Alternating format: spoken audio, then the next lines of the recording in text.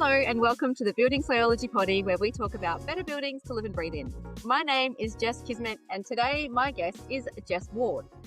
She is doing some really important work at the intersection of health and our homes, and she's the founder of a business called Mould Wise.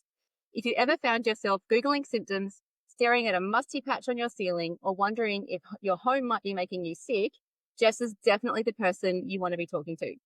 Jess not only tests home for mould, she also provides a lot of information that empowers people to understand the environments that they live in and their bodies to fight for safer, healthier spaces. So if you are not already following Jess's Instagram page, I will put a link in the show notes. You really must. In this chat, we are going to dig into why mould illness is so misunderstood, the links between building mistakes and chronic illness, and what we can all do as homeowners, renters, builders, and designers to be a little bit more mould wise.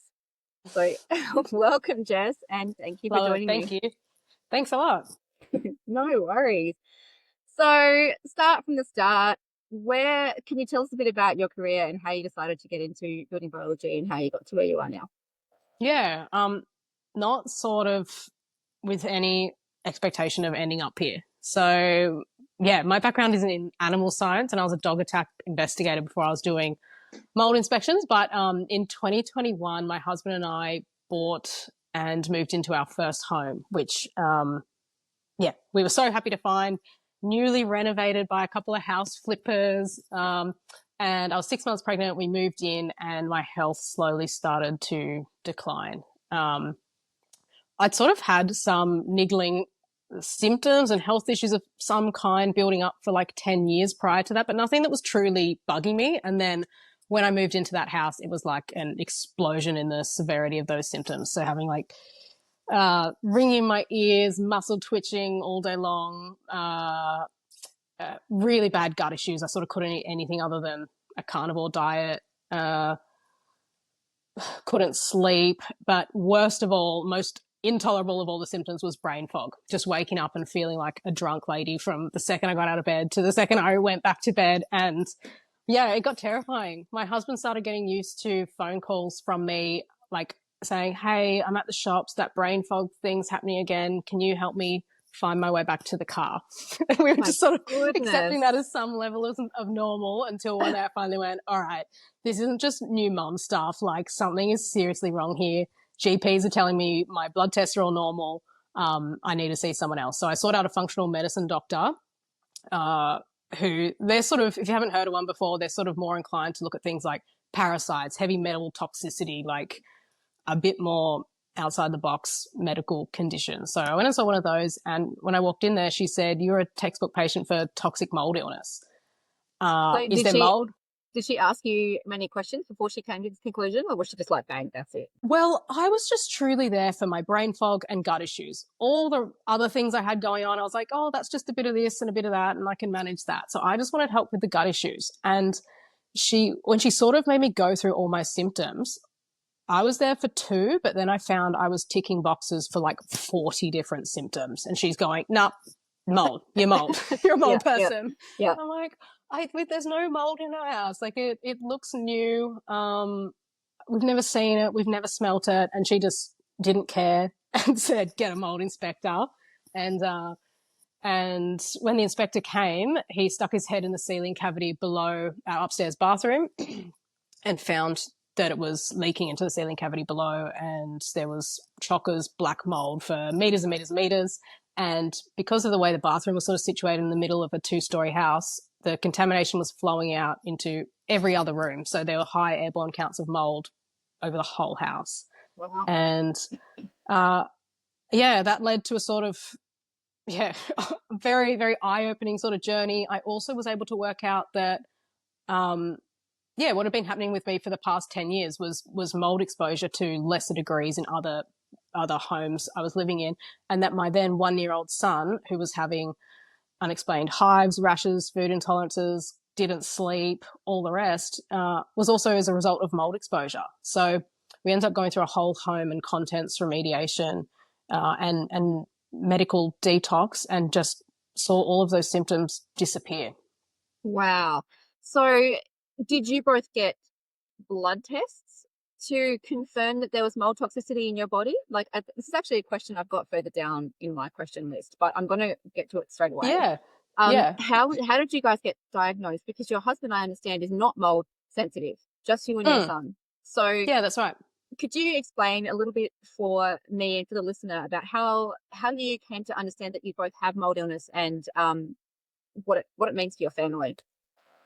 Yeah. So one of the reasons that, in spite of having these symptoms, I was never looking at my environment. I was always thinking, man, my guts are so stuffed up right now. And just, this is a me problem, an internal issue, was because my husband wasn't having symptoms of any kind. And what we now know is the reason that I was reacting in the house is because I'm genetically susceptible to toxic mold illness. And it actually is about 1 in 4 of us that have a defective HLA-DRDQ gene, which makes us unable to mount the correct immune response to be able to detox mold. And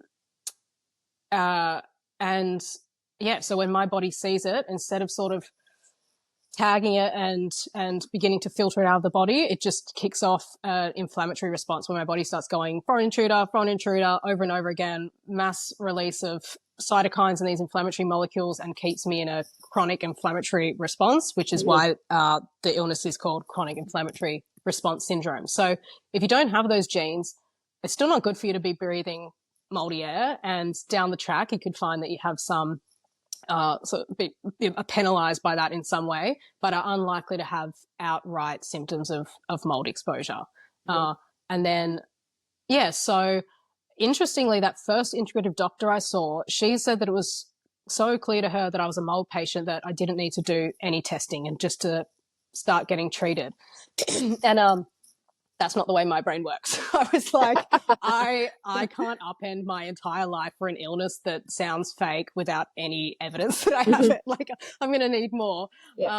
And she allowed me to do a mycotoxin urine test, which some practitioners like those, others don't. But they're pretty accessible now. They were nearly $700 back when I did it, but they're about $280 now. So you can do a mycotoxin urine test, and or that's you can through get only a functional doctor.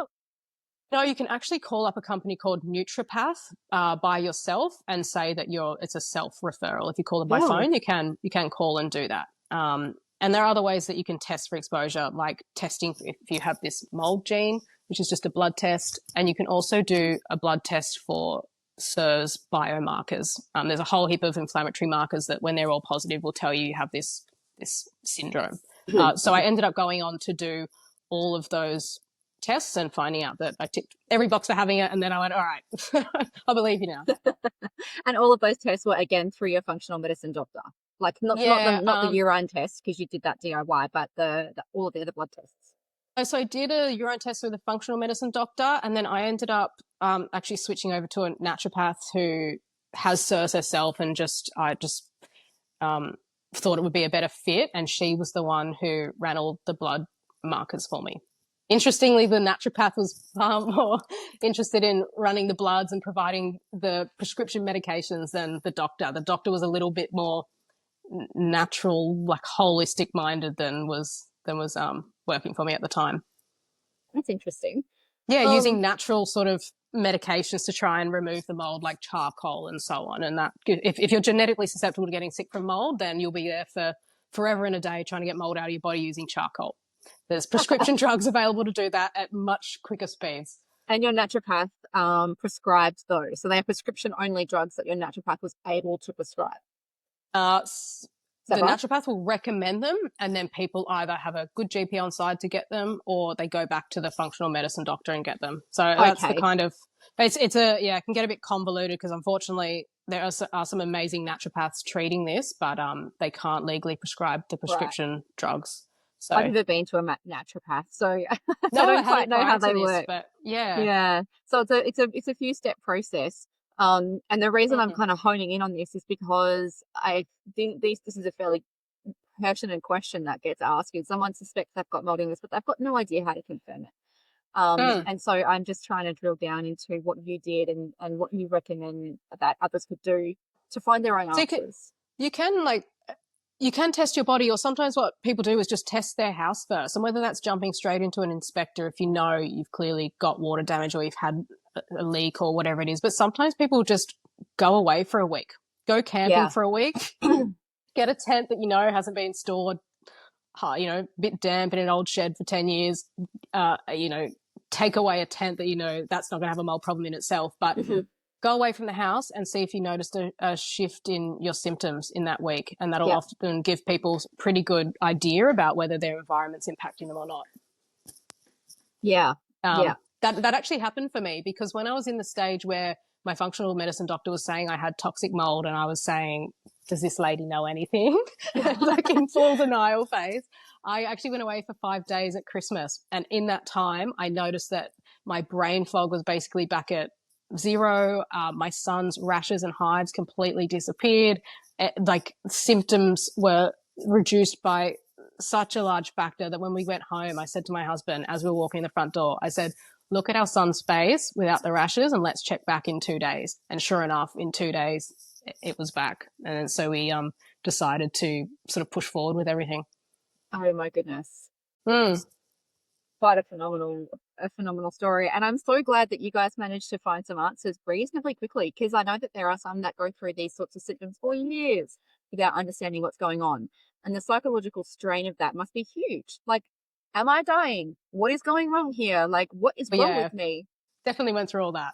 Yeah. Because times where I was living in university share housing and stuff, I guess my symptoms flared up and down depending on where I was living. But living in uni share housing, sometimes that accommodation was pretty, not outrightly moldy. I never lived in outwardly moldy homes, but understanding what I do now about water issues in buildings as an inspector, I realized that there were so many red flags in the accommodation I was staying in. And lots of nights spent Googling questions in the realm of, am I dying? Yeah. Just really scary. Yeah. Yeah. I get random tingling. Like my lip, for example, little anecdote, has been tingling for about 3 days. And I get random tingling up my skull, on my back, in my legs. And I Googled that a few years ago, and it told me I had MS. So there I'm at the doctor getting MRIs. No, you're fine. There's nothing wrong with you. Well, I'm still tingling. And I just put it down to, oh, well, that's just what my body does, and I don't know how to fix it, and I just got to tolerate it. Because, you know, my symptoms aren't like yours. They're not debilitating. It might be mold, it might not. Who knows? But I would sure like to know what's going on. Because I don't think you just tingle for no reason. Okay, anyway, let's move on. Let's move on to the next question. So what do you think some of the most common misconceptions about mold in homes, and how do you go about educating people and correcting those misconceptions?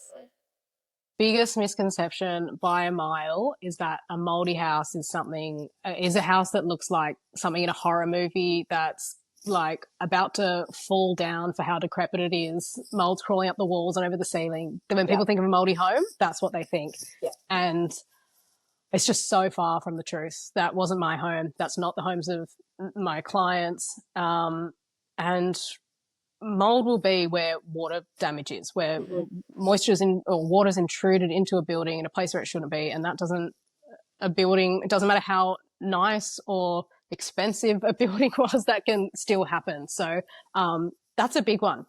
And the same thing I said to my doctor when I heard that I had a mold exposure issue. I was like, no, but my house is new. And I hear that a lot from clients. And I know to disregard it. Yeah, absolutely. Someone told me recently that the Frank Lloyd Wright Fallen Water House is currently just been slapped with an $11 million repair bill because it was not designed and built with correct water and moisture management. Yep. You know, it doesn't matter how expensive or how famous or how heritage listed your house is. Oh, absolutely. Yep. So you've gone through some of the symptoms that you had, like brain fog, your son's rashes, etc. I know there's in terms of self-diagnosis, there's that cluster symptoms chart. So could you explain a little bit about what the symptoms are and the correlation, like how mold gets into the body and how it affects the body? Yeah. So in people with SIRS who are sort of predisposed to having that chronic inflammatory response, the kind of symptoms you'll hear them talking about is really what I described, sort of across the board. Fatigue, brain fog, gut issues are so common, sleep's a bit off, some mood issues, just feeling sort of flat and out of sorts. It's really common, and these aches and pains, and it can sort of turn into a fairly lengthy list of symptoms because the immune system is involved. But in other people, if for people who aren't predisposed, the mold is something that our bodies have to detox. You kind of think that if you see mold on a wall, it's just sitting there and not like harming anyone or doing anything, but it is actually releasing its spores, particles, fragments, and that's something that we inhale, and then our body has to figure out what to do with it. So some of the most common effects from mold would be respiratory effects, which is like, coughing, wheezing, sneezing, asthma, allergies, the sort of the symptoms that people are typically pretty willing to accept related to mold. And secondly, infections. When you hear someone moves house and then suddenly they've got constant colds and flus, or they get over one cold and another one comes back, recurrent pneumonia, bronchitis, upper and lower respiratory tract infections or ear infections are really common in kids. Those sort of things can be related to mold. And then you have direct toxicity from mycotoxins being the defense chemicals that mold can sometimes release, and they sort of act like a poison and can build up in things like the liver, kidney tissues and cause harm to people. So yeah, sort of number of different ways, but it generally speaking, it tends to harm people who are genetically susceptible to a more severe degree. So are you saying that the mold spores get into our bodies and then the mycotoxins get into our bodies, and they're two different things and they affect us in different ways? Yeah, and honestly, depending on which doctor you talk to, you'll find different responses to that question. So there's a whole sort of beef that goes on about whether there's colonization occurring in the body, which the Shoemaker, so the most evidence-based protocol for healing from toxic mold is called the Shoemaker protocol. It's the most sort of popular. They don't think that the body's colonized. It's purely just this inflammatory response, and the remaining sort of inflammagens need to be dealt with. And then other doctors say you need to take antifungal drugs and all sorts. But yeah, it sort of would depend on who you talk to. Not my area of expertise, but I went the Shoemaker route and detox using prescription binders, and that saw a full resolution of symptoms for me without actually using antifungal drugs. Yep. And as you mentioned, binders, what are they? How do they work? Yeah, so if you're a normal person and you're sort of inhaling mold and your body's trying to deal with it, one of the ways that it'll excrete mold is by pulling it into the bowels, and it comes out via bowel movements. So these prescription binders are bile sequestrants that will sort of pull the toxins into the body and allow someone with SIRS to poop them out as a normal person would. And yeah, so the names of those, the ones that are usually prescribed are cholestyramine or Welchol. But if you're just sort of a normal person, it's hard to refer to myself as a non-normal person, but yeah, if you've just had mold exposure and your body does have a pretty good capacity at detoxing it, then usually things like charcoal, clay, chlorella, like plant-based binders are pretty effective in helping move the needle. Okay. And are these things that need to be prescribed by that functional medicine doctor? The ones that I use, the cholestyramine and Welchol, the ones with the long, scary-sounding names, come from doctors, and the other ones, charcoal, clay, and so on, you can just get anywhere online. People can get them for themselves. Okay. And is that something that you would suggest people do? Like, if someone thinks they've got a bunch of symptoms, I'm just going to go and get charcoal, or I'm just going to go and get whatever it's called. Or I'm going to attempt to get it from my doctor. Like, is that something, without going through all the testing, is that something that people should do? I'd say no, because if you're saying you've got a whole bunch of symptoms that in association with mold, that probably means you're a genetically susceptible person, in which case you'll need to go through an actual protocol. And step one is ensuring your environment's clean, testing the house, figuring that whole bit out, which can be the hardest step. And then number two, making sure you're in a position to detox, because some people need to do a bit of work before they can detox or they'll get sick. And then after that, sort of using the prescription binders and a few other things. So it's actually pretty complicated and not something that you would generally be advised to try and work through on your own. Yeah. Okay. All right. Yeah. Thanks, Jess. Whew, it sounds pretty intense. Yeah, it is. It's a lot. Just moving into a moldy house and then bam, you're faced with all of this stuff. Wow. Mm. So let's move on to houses. Could you tell us, you're a mold inspector, you go into people's homes and you do surface testing and air testing to give them a profile on what is going on in their house in terms of mold exposure. So what are some of the funkiest things that you've found, or most interesting things that you've found in your inspections? Most interesting things. Um, it's all interesting, but uh, gosh, honestly, what I mostly see is bathroom leaks. It really would be resoundingly failed bathrooms, new bathrooms, old bathrooms, and I mean that's what happened in my house too, and it was a new bathroom. But yeah, I commonly see that, and especially if it's in a modern build and you've got a gyprock wall cavity behind that, then there's Hmm. all sorts of disaster that can start occurring in that wall cavity. I have seen a couple of failed bathrooms recently in older double brick homes, and because there's like masonry behind the bathroom, the test results showed that the mold wasn't actually that elevated. But yeah, generally see bathrooms are contaminated and then cross contaminate the adjacent environments. Um, Lately I've seen a few kitchen sink leaks that have turned pretty catastrophic. Last week I noticed just, a bit of swelling and stuff at the kitchen cabinetry.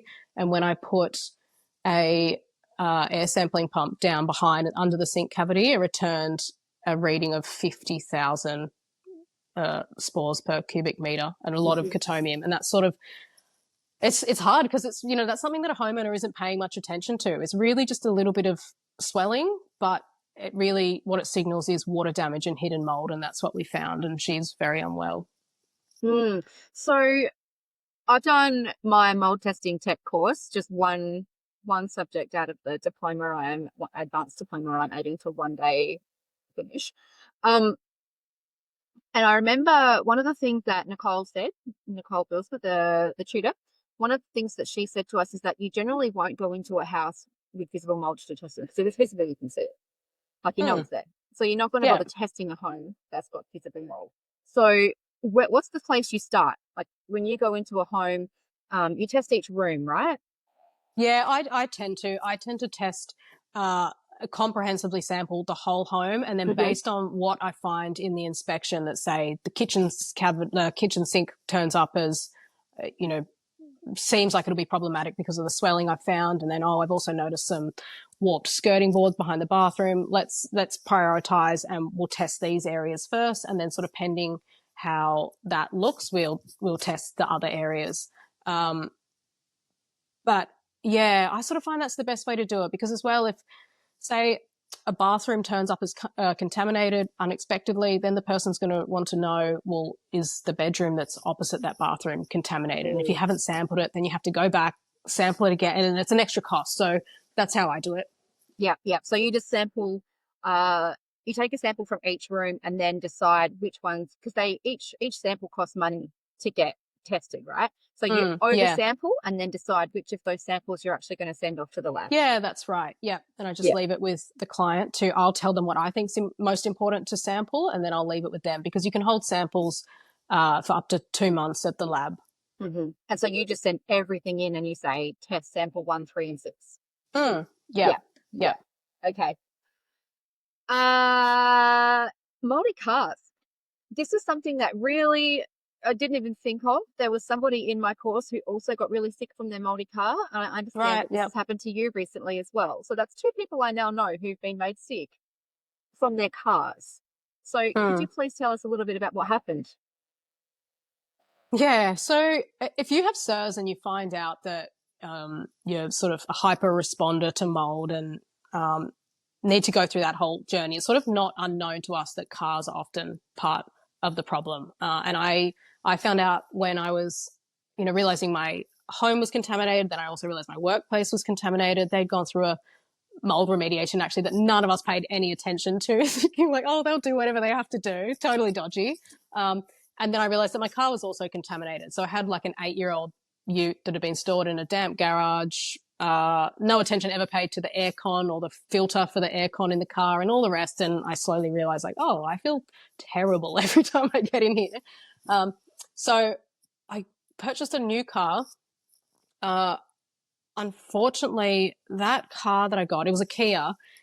It just it just had an aircon system that was more prone to mold buildup, and I sort of wasn't paying attention to it. wasn't realizing how quickly mold could actually start to build up in an aircon. And so at about sort of 6 months of just leaving the aircon untouched and not paying any attention to like trying to turn the heater on or the fan at the end of my car trip to sort of dry out the system, I found that I was reacting to mold in the aircon. And yeah, wowee, thought I was going to get a bit of spray and get rid of it. And it turns out, through a long winding internet rabbit hole I went down and talking to so many mold remediators, integrative doctors, auto mechanics and AC techs and stuff, that once mold has truly taken hold in an aircon, you actually can't get it out.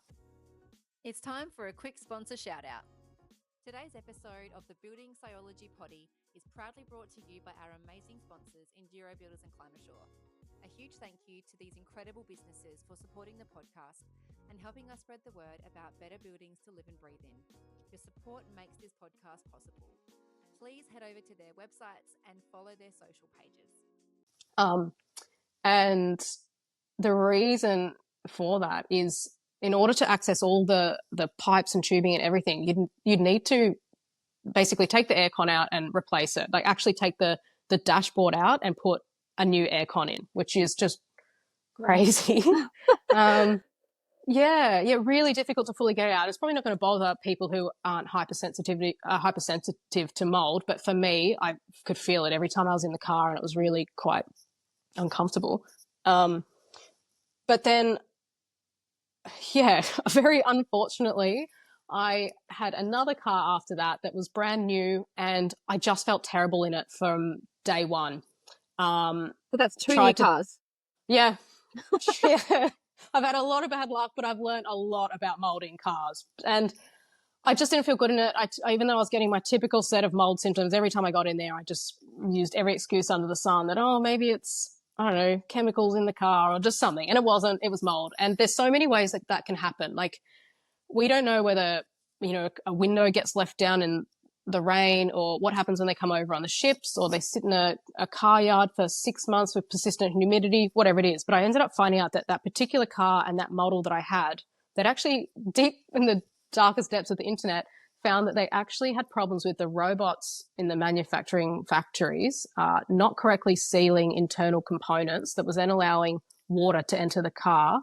And the manufacturer, which was Ford, had ended up buying back a number of them, agreeing that they were leaky vehicles. So wow, I assumed that I probably wasn't crazy, and that was probably what had happened with my car. And anyway, I ended up posting about it on Instagram because I thought, this is maybe not that rare if I've come across this 2 times now. And I put something up on my Instagram, and coincidentally, one of my consulting clients saw it. She just bought a new car. She has SIRS, felt symptomatic in it. She'd only had the car for like 2 days, decided to test it, and found that it did have a skewed and abnormal mold ecology. So I helped her to craft a letter and so on, and sort of take it back to the dealer.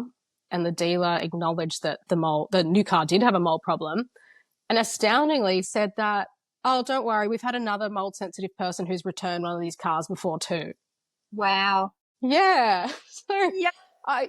It was unbelievable. And then at the end of the week, I turned up to an inspection, and that client said to me, oh, hey, I saw your post. I've got a new Mazda. It's a year old. The door seals have been leaking since day one, and water gets in and there's mold in there. And I keep taking it back to them, and they say they're not going to do anything, and for me to sort of shut up and go away. So, yeah, unfortunately, I don't think it's that rare. And not to start scaring people that everyone's got mold in their cars. I don't think that's the case. But just that for people who are experiencing symptoms in their car, to know that it's not impossible that there might be a mold issue. Mm-hmm. Mm-hmm. Mm. Oh, well done. Well done for supporting that client to get their car replaced. That's incredible. Yeah. I feel like that's not an easy thing. Yeah.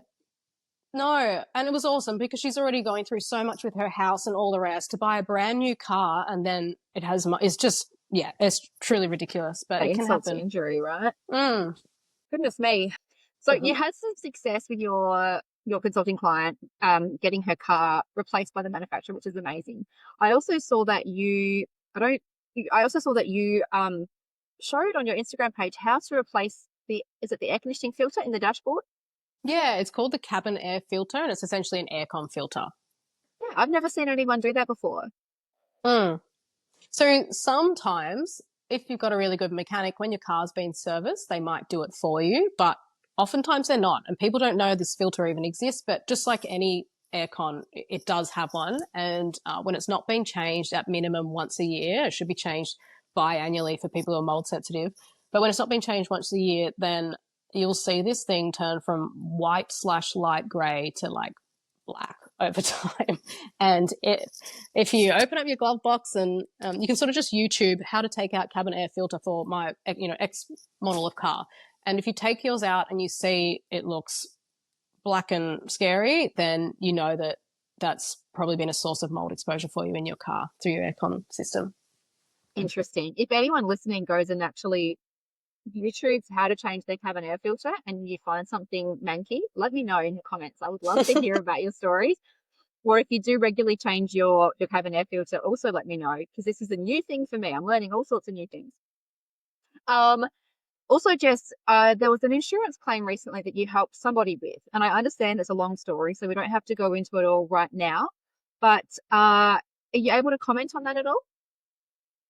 Yeah, one recent one was actually in relation to some insurance works that had been completed. It was a laundry flood, and it was taken care of by insurance, and not the insurance mold remediation company didn't truly remediate it, and it led to a bunch of sort of ongoing cross contamination in the house, a bunch of toxic mold and contamination of contents, and I was able to sort of firstly assess that client's mold reports to tell her that she was still having an ongoing mold issue, because she wasn't actually aware of that, but I could see from the data that she'd been provided that it wasn't a safe home. And then actually ultimately insurance agreed to give her a complete loss, what do they call it, like a complete loss of contents.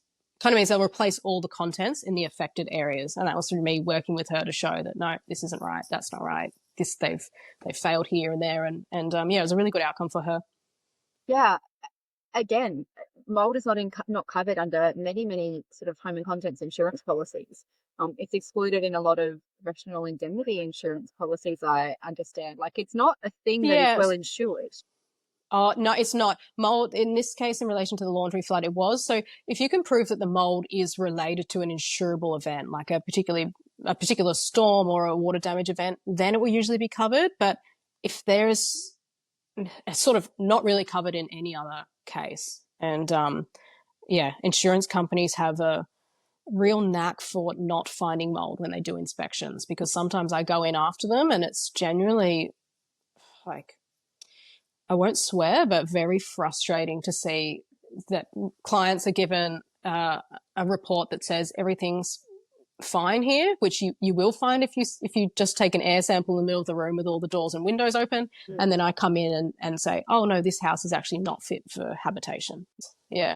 So another question I have is remediation. Well, not all remediators are the same. So how do you know how to pick a good one? And how do you know if they've done a proper job? Because remediation to some people is paint, bleach. You know, it's not always, in fact, I think a lot of people think that that is sufficient. I know I went into a home once where the whole bottom bedroom was the young daughter's bedroom. And it was as a masonry wall at the back of her bedroom, and they painted this beautiful mural over it because it was moldy.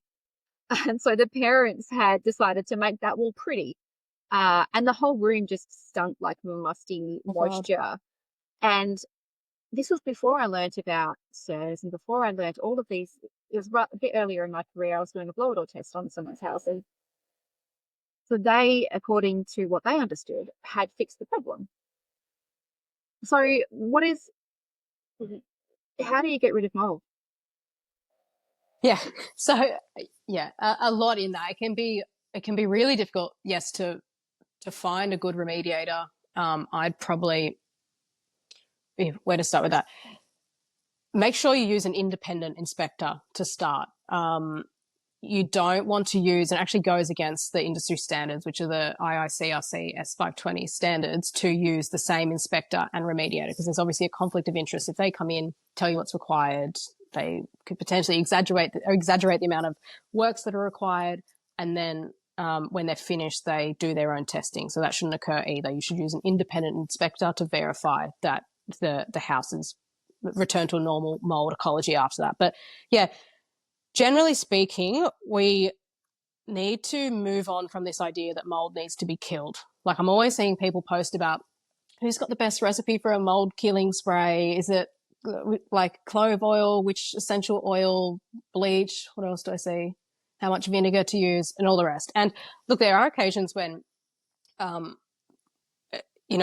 mold can be cleaned. We're talking about a little bit of humidity related mold. There's been condensation on windows and mold's formed in the dust on the frame. There's a bit of mold on, I don't know, something non-porous. And in that case, it really just takes a bit of hot soapy dishwater to get rid of it, because you're just physically removing the mold. But generally speaking, if you've got mold growing on a ceiling from a ceiling leak, or there's mold on a wall from a water damage that's behind that those building materials need to be physically cut out and removed. And there's a real information gap there where people think that they could scrub that off, but it's not addressing but even if they manage to do that, it's not addressing what's behind the wall cavity.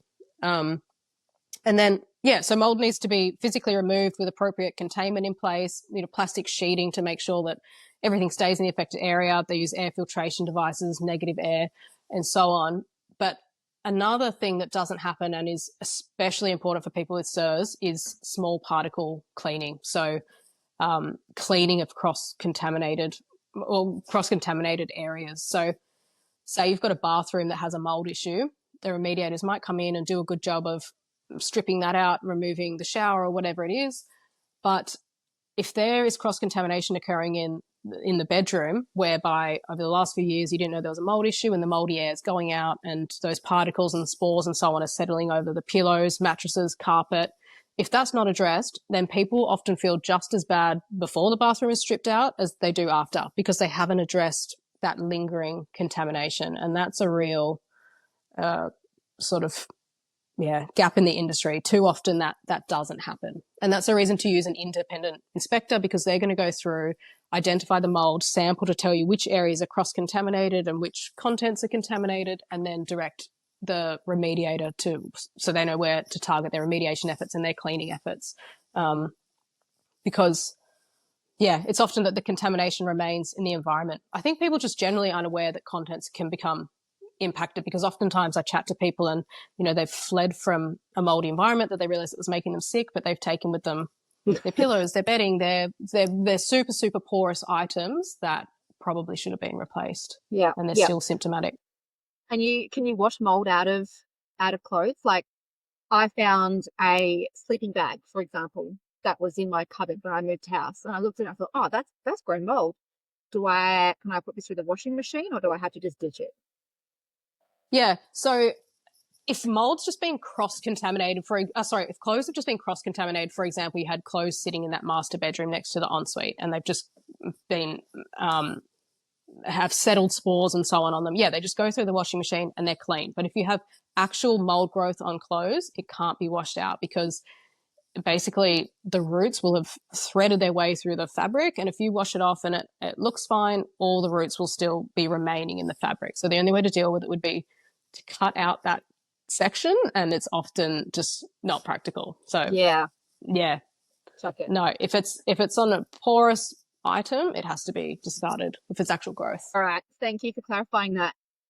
So what are the early warning signs for homeowners that they should be looking out for mold, the mold that exists in their properties, and how do these relate to SIRS symptoms? Yeah, so it's really just becoming accustomed to or aware of the signs of water damage, which I've touched on briefly, but swelling, warping, discoloration on building materials, swollen skirting boards, warped cabinetry, and so on. And it's sort of like where I mentioned that kitchen with the swollen cabinetry. If people are aware that water damage is almost interchangeable with the word hidden mold, then they could sort of address things before they become a really big issue. The problem is that people don't know, and no judgment from me, because I was exactly the same before all of this, and I would have just thought, that's just my cabinetry, that's just the way it looks. And it's really a really big clue that there's something going on and something that needs to be fixed. Mm-hmm. And yeah, for this person who is going down the route of being diagnosed with SIRS at the moment, it had a massive, massive impact on her health, where she's been really unwell and just sort of lucky enough to come across mold exposure and think to check the house for mold. Mm-hmm. And in my part of the world, we talk a lot about condensation and moisture management. Do you think that most mold issues come from water leaks, burst pipes, and things like that, or do you think that an equal amount comes from condensation issues like window sills and what we call interstitial condensation, which is inside the wall cavity itself or inside the roof cavity? Um, like, do you think that it's easy for you to tell, or is it not so easy to tell those two things apart? I think it would be hard to tell from preliminary testing, and probably because most of what I find is water damage. So then after that, you sort of need to go back through and sample again once those areas have been remediated and see if there's something remaining that speaks to an issue with the building envelope at large. And I will say that for the most part, people don't often do PRV testing, post-remediation verification testing, because they see it as an extra cost that, they assume that everything will be fine after they've done their remediation works and so on. And unfortunately, even for good remediators, they're dealing with a hidden contaminant, and they're often doing their best to get rid of it, but you do need to rely on sampling to then see afterwards that it's gone. And even for my own remediation, it failed PRV twice. Looked perfect, but if I hadn't tested, I wouldn't have known. And so people often aren't, I think for the most part, people want, it's sort of not something I'm seeing. General humidity related mold, I do see a lot of that, like mold growing on the underside of contents underneath lounge suites, carpets becoming contaminated from not water damage but just persistently high humidity, those sorts of things. I mean, I guess mostly if there's a water damage issue, is it usually easy for you to find a leak, or there's like a burst water pipe, or I'm just trying to find out that, like, what's your opinion on the traceability of these issues? Is it easy for you to generally find out what the actual source of that moisture is, or do you not look that far? Yeah, Or look, most of the time, and other times you'll need to refer out to a waterproofing expert, or someone with more knowledge in that area. As I said, most of what I see is bathroom leaks, kitchen leaks, wet areas, aircon issues. Yeah, wet areas, laundries. So that is easy enough for me to deduce what's going on there. Mm-hmm. And if not, then you refer out to a building expert. How do you go about educating clients and the public on the importance of proper ventilation, moisture control, and preventing mold, particularly in the context of illnesses like SIRS? Yeah, so generally speaking, if the house is tested and found to be free of water damage and reservoirs of hidden mold, what we're trying to do is keep a house very dry. A healthy home is a dry home, and mold thrives when there's excess moisture in the environment, because that's what allows it to feed. So it really is keeping an eye on things like making sure the exhaust fans work properly in your bathroom and they're vented out, that you use the rain hood when you're cooking, that you're sort of mindful of the amount of humidity in the air. And depending on where you live in Australia or elsewhere, that will determine how sort of over the top you have to be about that. So here in Sydney and most of the east coast of Australia, it's super humid. It's more than 60% for large parts of the year. And when humidity does go over 60%, that's when there'll be enough water in the air for mold to start growing. So to manage that, most people need to use standalone dehumidifiers. Aircons dehumidify to an extent, but some models better than others, and it can be hard to rely on that alone. But yeah, it's sort of strange to, like, I found for me it was hard to wrap my head around the concept of humidity, just humidity stuff. But what's kind of happening is when it's super humid, it's like there's a huge amount of water in the air, and then like a blanket of this sort of dampness going across particularly soft furnishings and things. So even though you might not see visible mold growth, when there's enough water in the air that your sort of pillows, mattresses, cushions and things are persistently a little bit damp, they are becoming internally there is a level of mold contamination. And if someone like me who's hypersensitive to mold sits on a couch like that, like a couch that's been exposed to persistent high humidity, we'll be able to tell you that it's moldy. So you're like, even though you can't see it. Yeah, for sure. This couch is moldy. Yeah. Yeah, and it's just too much water in the air on fabrics all of the time. So it's it's important to be mindful of that. The best thing you can do is get yourself a thermohygrometer online, which sounds fancy, but it's really just a little digital square. They're like $15 on Amazon if you use ThermPro, THERMPRO. Mm-hmm. And you can just station it around the house, check that it's not going to like consistently over 60%. And if it is, know that you probably need to buy a dehumidifier to keep that in check. That is something I recommend to my clients a lot, is in like when they're trying to build, they're trying to build more airtight. They're like, how do I know if I'm ventilating this properly? There's a lot of different things you can do, but if they don't want to do any mechanical ventilation, I say buy a monitor, put it in your living room, put it in, your bedroom, and check, measure it. See if you're getting above 60% on a regular basis. And if you are, then you need to do something about it. Yeah, exactly. And it's the same where I said air cons can dehumidify, because sometimes people rely on those. But the best thing to do is check the hygrometer and then turn on the aircon and then run it for a while and check the hygrometer afterwards, because some air cons will change nothing at all about the amount of water in the air and others will do a great job. So but it's something to be mindful of. And as someone with SIRS, I can tell you that it feels much better in a home when humidity is being managed. Yeah, I lived in Queensland for a lot of my life, and I remember we had one of those velour type couches. The velour. Yeah. They're just like fabric type of fabric. Back in early 2000s, and it was covered in this film of mold, just because. Also, we had some Bright Spark put a evaporative cooler into this particular house in Queensland. So that was introducing a heap of just moist air, constantly dumping it into our house. And our shoes went moldy, the couch went moldy, like bags, just incorrect management of heat, air, and moisture in that house. Yeah, that's it. Yeah. So we've talked a lot about the problems with mold and the health impacts of mold. So what trends or innovations in building science or mold testing or remediation are you excited about? And how do you see the industry evolving over the next few years?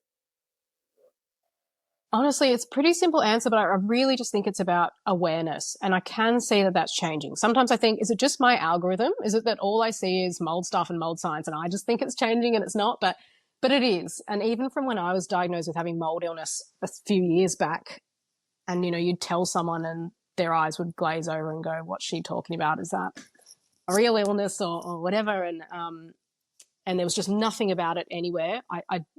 I really do think it's changing. If we could just get it to the point where if someone goes to the GP with this arm's long list of symptoms that are otherwise unexplained, that they'd be asked the question, have you checked your environment? Have you considered your environment? And I think that is starting to shift, and it's something to be excited about, because this is a very treatable illness. What's hard about it is that not enough people know about mold exposure to think to test for it or check for it. I think one of the other challenges, one of the other barriers to getting diagnosed for this sort of illness, just as a bit of a segue here, is the expense of those integrative medicine doctors. Yes, yeah. They are, you go to your GP and it's a $30-$40 gap if you claim, Medicare, to have an appointment, but an integrative doctor, those appointments are longer. As I understand it, but they're also hundreds of dollars. Well, they can be hundreds of dollars. So, it's hugely prohibitive. Sometimes it does suck, because I wouldn't say that the consults are even necessarily longer, because sometimes they're frighteningly short for what you pay. But sometimes people get around that by using a SIRS-aware naturopath, and they're a lot cheaper. And if you've got a sort of open-minded GP on side who would be willing to prescribe the binders upon seeing your test results and so on, then that's how people can manage it. That does happen. Yeah. it's not every GP is going to be willing to use those medications if they don't understand what they are or why they're prescribing them, and they feel it's a bit of taking a medical risk. But that's sort of how people tend to make treatment a bit cheaper or more accessible. Okay. All right. So you're excited about increased awareness, and I think that is a really good thing to be excited about, because mold illness has been dismissed for so long, and the anecdotal evidence and the medical evidence is just overwhelming as far as I'm concerned. And from what I see in my job and people like yourself and the worldwide, algorithm as well. It's global. It's a global issue. Happens to anyone, anywhere. And yeah, it's for chronic inflammatory response syndrome to not be recognised as a official illness by the Department of Health in Australia is it's an absolute tragedy. It's convenient, is what I'll say. Yeah. I mean, we've been talking about sick building syndrome since the 1970s. It's not a new thing. Yeah, it's not getting the recognition it deserves. Not at all. Not at all. All right, Jess, last question. What is the one thing that you would like the listener to know? If a remediation company is promoting fogging, run a mile in the other direction. Please know that fogging is not a true solution to addressing your mold issues, and spraying magic juice in the air is not going to change anything about the mold ecology in your home for more than a couple of hours. You need true remediation in the form of removing contaminated building materials and addressing other problems in the building. Too often that is been recommended to people, and people are wasting money they didn't need to on it. Thank you, Jess. Thank you so much for your time. This has been a really, really useful and informative conversation. So thank you so much for joining me. Thanks so much. That is all for today. Thanks so much for tuning in. There'll be another episode in a fortnight, so if you would like to listen into the types of conversations that I have all the time, please subscribe on your chosen platform. Rate the show, leave a comment, whatever you like, share with your friends and family. I'd love for you to spread the word about the Building Slayology Potty. There's a link in the episode description where you can head to a landing page, and there are some show notes there with relevant links and a full transcript of the show as well, and also links to my socials. So if you're not already, I'd love for you to follow along there too, as I share lots of building science and building biology tips. There's also a contact page where you can send me an email or even a voice message. So if you've got questions or suggestions or guest ideas, I'd love to hear from you. I want to know what you want to know, so please get in touch with me. Thanks again. I'll be back in 2 weeks, so until then, happy healthy building.